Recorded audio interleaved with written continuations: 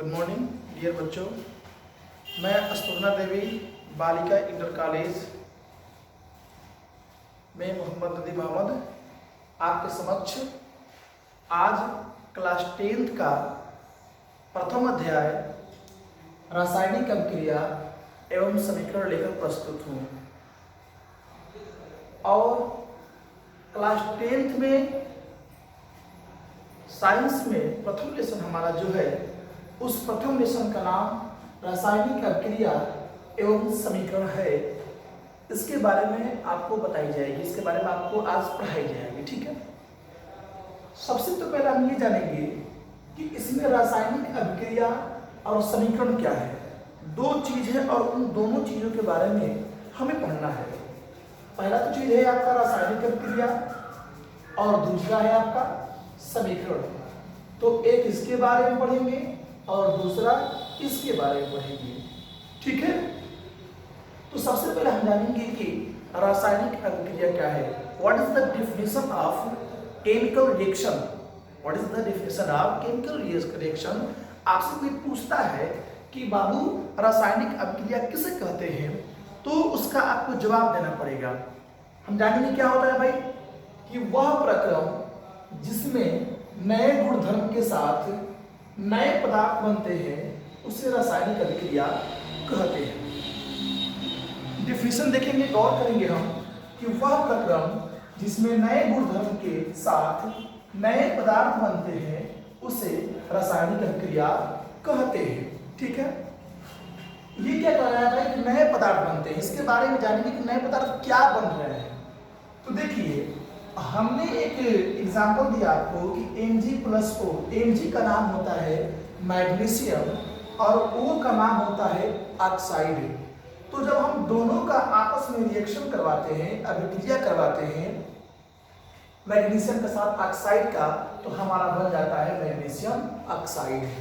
ठीक है, तो कहने का मतलब ये हुआ कि जब मैग्नीशियम के साथ ऑक्साइड की अभिक्रिया कराएंगे तो क्या बनेगा, हमें क्या रिसिप्ट होगा, हम क्या प्राप्त करेंगे। तो आपका जवाब होगा कि सर जब हम मैग्नीशियम के साथ ऑक्साइड की अभिक्रिया कराते हैं तो हमें मैग्नीशियम ऑक्साइड प्राप्त होता है, रिसिप्ट होता है। ठीक है,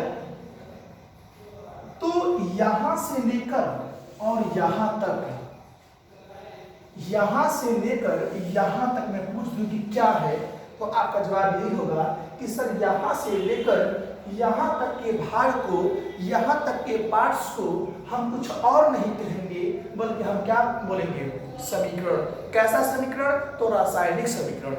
क्योंकि इसमें केमिकल पदार्थों का एक के साथ दूसरे के साथ दिया जा रहा है। मतलब एक से अभिक्रिया दूसरी अभिक्रिया से कराई जा रही है, मतलब एक अभिक्रिया से दूसरे अभिक्रिया में कराई जाएगी। मतलब मैग्नीशियम से ऑक्साइड में अभिक्रिया कराई जाएगी तो हमारा मैग्नीशियम ऑक्साइड प्राप्त होगा।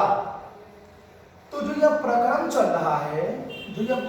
रहा है, मैग्नीशियम के साथ ऑक्साइड की अभिक्रिया करा दी तो मैग्नीशियम ऑक्साइड बन गया, तो यह अभिक्रिया हो गया, रासायनिक अभिक्रिया हो गया। लेकिन यहां से यहां तक का जो पार्ट से जो भाग है वह कुछ और नहीं होता है बल्कि रासायनिक समीकरण उसे कहते हैं। ठीक है, तो रासायनिक अभिक्रिया भी हो गया, रासायनिक समीकरण भी हो गया। मैं आपसे कह दूंगा कि इस वाले भाग को क्या कहते हैं और इस वाले भाग को क्या कहते हैं। बहुत लॉजिक चीज है ना। कोई आपसे कह सकता है कि ये बताओ, इतना तो पढ़ लिए आप रासायनिक अभिक्रिया और समीकरण, तो हमें आप ये बता दीजिए कि इस वाले भाग को क्या कहेंगे, इस वाले भाग को क्या कहेंगे। तो जो ये वाला भाग होता है यह होता है अभिकारक और जो ये भाग होता है यह होता है उत्पाद होता है। बाबू यह जो भाग होता है यह अभिकारक होता है और बाबू जो ये भाग होता है यह उत्पाद होता है। ठीक है, आप तो यह बात जान गए कि सर जी आपने हमें यह बता दिया कि यह इस वाले भाग को हम अभिकारक कहते हैं और इस वाले भाग को उत्पाद कहते हैं। लेकिन सर थोड़ा साइंस की भाषा में, साइंस की लैंग्वेज में इसका थोड़ा डेफिनेशन बता दीजिए कि डेफिनेशन क्या होता है। ठीक है, तो आपको हम डेफिनेशन बताएंगे। वह रासायनिक समीकरण या वह रासायनिक अभिक्रिया जिसमें एक या एक से अधिक पदार्थ भाग लेते हैं, वह रासायनिक समीकरण या वह रासायनिक अभिक्रिया जिसमें एक या एक से अधिक पदार्थ भाग लेते हैं उसे अभिकारक कहते हैं। मतलब कि यह तो रासायनिक समीकरण है, इसमें अभिक्रिया होगी, लेकिन देखिए यहाँ पर एक एलिमेंट्स ये है और एक एलिमेंट्स ये है, दो हो रहा है कि नहीं, तो यह दोनों जो है कि यह दोनों रासायनिक अभिक्रिया में भाग ले रहे हैं तो इसे अभिकारक कहते हैं। लेकिन उत्पाद का डिफ्यूजन क्या होगा? वह रासायनिक अभिक्रिया जिसमें एक या एक से अधिक पदार्थ आपस में भाग लेकर एक नए पदार्थ का निर्माण करते हैं तो उसे जो है उत्पाद कहते हैं। मतलब मैग्नीशियम क्रिया कर रहा है किसके साथ? ऑक्साइड के साथ। तो जब मैग्नीशियम ऑक्साइड के साथ रिएक्शन करेगा तो ये आपस में क्या बना देगा? MgO। साधारण भाषा में समझने के लिए एक एग्जांपल देंगे, मतलब 2 + 3 को जोड़ेंगे तो क्या बनेगा? 5 बनेगा। इसका मतलब ये कि ये जो भाग ले रहा है, जो किसी समीकरण में भाग लेगा वो अभिकारक होगा, और जो बन के तैयार हो जाएगा यह क्या होगा? उत्पाद होगा। ठीक है, आगे जानेंगे रासायनिक अभिक्रियाओं के अभिलक्षण क्या होते हैं, यानी कि रासायनिक अभिक्रिया का क्या गुण होता है, क्या क्वालिटी होता है, उसके बारे में जानेंगे। पहला हेडिंग बनेगा आपका, इसमें देखेंगे हम लोग इसके निम्न लक्षण इस प्रकार से हैं। ठीक है, पहला हेडिंग है गैस का निकलना। गैस का निकलना कैसे जानेंगे भाई? कि कोई रिएक्शन हो रहा है, कोई अभिक्रिया करा है, उसमें गैस कैसे निकलेगा? तो निकलेगा उस चीज को हम जानेंगे। ठीक है, तो सबसे पहले गैस का निकलना में हम आपको एक एग्जांपल देंगे। Zn + H2SO4 अभिक्रिया होगी ZnSO4 + H2। ठीक है, समझेंगे इस अभिक्रिया को, समझेंगे कि आखिर ये अभिक्रिया क्या होती है। देखिए, गैस का निकलना हमको प्रूव करना है कि कोई अभिक्रिया हम कराएंगे, कोई समीकरण देंगे तो उसमें गैस निकलना चाहिए। यदि गैस नहीं निकलता है तब गैस का जो निकलना हेडिंग से वह अभिक्रिया, वह रिएक्शन गलत हो जाएगा, सही नहीं होगा। कैसे प्रूव कर रहे हैं देखेंगे आप। Zn का मतलब होता है जिंक होता है, H2SO4 का मतलब होता है शांत सल्फ्यूरिक अम्ल होता है, और ZnSO4 का मतलब होता है जिंक सल्फेट, और H2 का मतलब होता है हाइड्रोजन गैस। मतलब जब जिंक को शांत सल्फ्यूरिक अम्ल के साथ अभिक्रिया कराते हैं तो हमें क्या प्राप्त होता है? तो आपका जवाब होगा कि गुरुजी, जब जिंक की अभिक्रिया शांत सल्फ्यूरिक अम्ल के साथ कराई जाएगी तो उस वक्त जिंक सल्फेट और हाइड्रोजन गैस के बुलबुले निकलते हुए दिखाई देंगे। बाबू, ये जो तीर का निशान दिखाई दे रहा है ना, तो इसका मतलब ये होता है कि जो ये हाइड्रोजन गैस है उस अभिक्रिया में से बुलबुले के रूप में निकलता हुआ दिखाई दे रहा है। आप एक पार्ट्स लीजिए, एक पार्ट्स और लीजिए।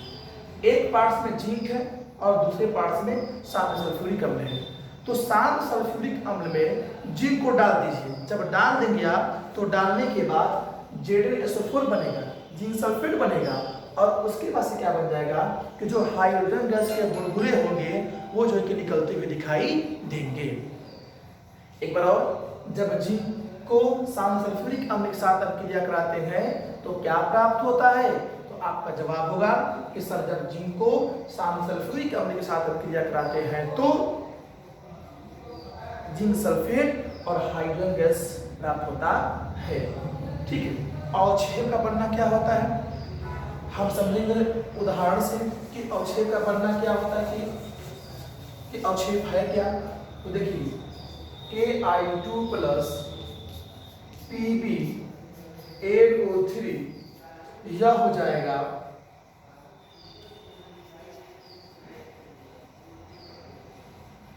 NO3 +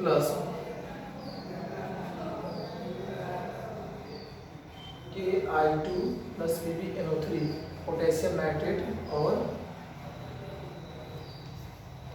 PbI2।